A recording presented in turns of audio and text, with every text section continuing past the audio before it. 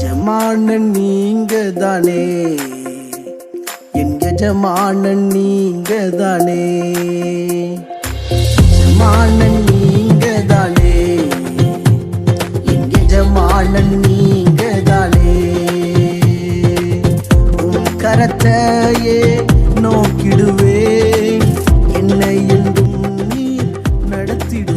ஆண்டவராகிய இயேசு கிறிஸ்துவின் நாமத்தினாலே உங்கள் யாவருக்கும் 2147வது காலை மன்னா செய்தி மூலமாக உங்களை சந்திப்பதில் மிக்க மகிழ்ச்சி அடைகிறேன். தேவனாகிய கர்த்தர் இந்த இரவு முழுதும் பாதுகாத்து அற்புதமாய் ஒரு புதிய நாளை தந்திருக்கிறார்.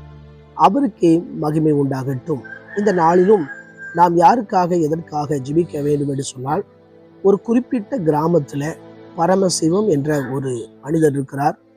அவர் ஒரு 6 ஆண்டுகளாய் படுத்த படுக்கையாய் கால்களிலே புண்ணோடு இருக்கிறார்.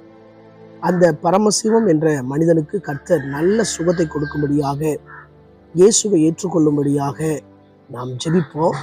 இப்படிப்பட்ட வியாதியஸ்தர்கள் நம்முடைய கிராமங்களிலே, நம்முடைய பட்டணங்களிலே தெரிந்தவர்கள் யாராவது படுத்த படுக்கையோடு இருப்பார்கள் என்று சொன்னால் அவர்களுக்காகவும் சேர்த்து ஜெபிப்போம். ஆண்டவர் நிச்சயமாய் சுகத்தை கொடுப்பாராக.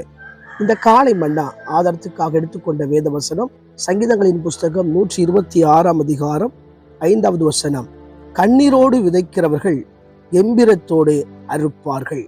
எனக்கு பிரியமான கர்த்தருடைய பிள்ளைகளே, அன்பார்ந்த தேவ ஊழியர்களே, அருமையான நண்பர்களே, இங்கே கண்ணீரோடு விதைக்கும் போது கெம்பீரமாய் அறுவடை உண்டாகும் என்று சொல்லி வாசிக்கிறோம். அதாவது பாபிலோன்ல இஸ்ரவேலர்கள் சிறையிருப்பில் இருக்கிறார்கள். அவர்களை திருப்பும்படி அவர் வேண்டுகிறார். நம்முடைய வாழ்க்கையிலும் பல சிறையிருப்பு போன்ற பிரச்சனைகள்ல இருக்கலாம். கர்த்தருடைய பிள்ளைகளா இருந்தாலும் சில பாடுகள், கஷ்டங்கள், உபத்திரவங்கள், சில அவமானங்கள், வேண்டாத வார்த்தைகள், வீண் பழிகள் உங்கள் மேல் வரும்போது அது ஒரு சிறையிருப்பை போல இருக்கும். அந்த மாதிரி நாட்களில நாம் கண்ணீரோடு ஜெபிக்கிறவர்களாய் காணப்பட வேண்டும். அதாவது கண்ணீர் தண்ணீருக்கு சமமாய் இருக்கிறது. அது விதை என்பது ஜெபத்துக்கும் வேத வசனத்துக்கும் அடையாளமாய் இருக்கிறது. நம்முடைய வாழ்க்கையில இப்படிப்பட்ட ஏகப்பட்ட பிரச்சனைகளை சந்திக்கும் போது, இந்த கஷ்டத்தின் வழியாய் செல்லும் போது, கண்ணீர் விட்டு தேவ சமூகத்தில் ஜெபிக்கும் போது அது கம்பீரமான அறுவடை உண்டாகும். ஒரு விவசாயி ஒரு இடத்துல விதைக்கிறார் அப்படின்னு சொன்னால், அது சரியாய் வளர்ச்சி அடையவில்லை என்று சொன்னால் அவர் கண்ணீர் விடுவார். மறுபடி கண்ணீரோடு விதைப்பார். ஆனால் அதை கம்பீரமாய் அறுக்க வேண்டும் என்ற எண்ணமும் அவருக்கு உண்டாகும். அதே போல அந்த பலனை பார்க்கும்போது அவருக்கு இருக்கிற சந்தோஷம் அளவிட முடியாது.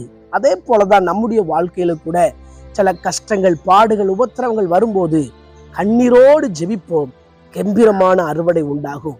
யோபை எடுத்துக்கொண்டால், சங்கீதக்காரன் தாவீதை எடுத்துக்கொண்டால், யோசேப்பை எடுத்துக்கொண்டால், இவர்களெல்லாம் தங்களுடைய வாழ்விலே அவர்கள் துன்பங்களை அனுபவித்தார்கள், கண்ணீரோடு ஜெபித்தார்கள்.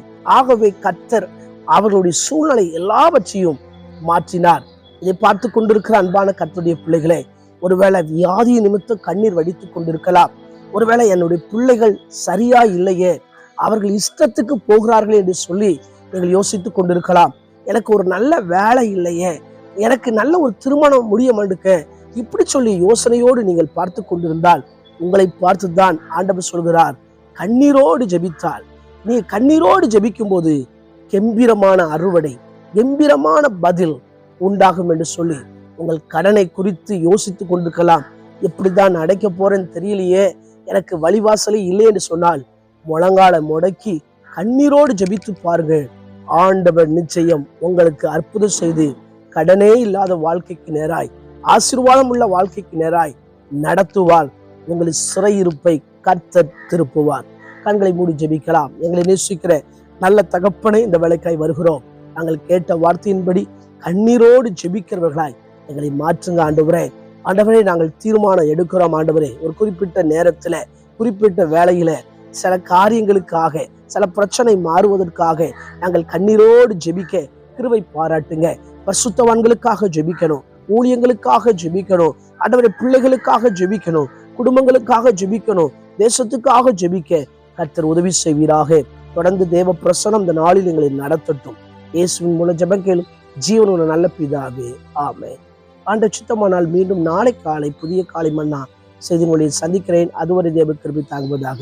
மாரநாதா, இயேசு வருகிறார். ஆயத்தமாவோம், மனிதரை ஆயத்தப்படுத்துவோம். ஆமென். அல்லேலூயா. Praise the Lord. உந்தனின் சேவை செய்வே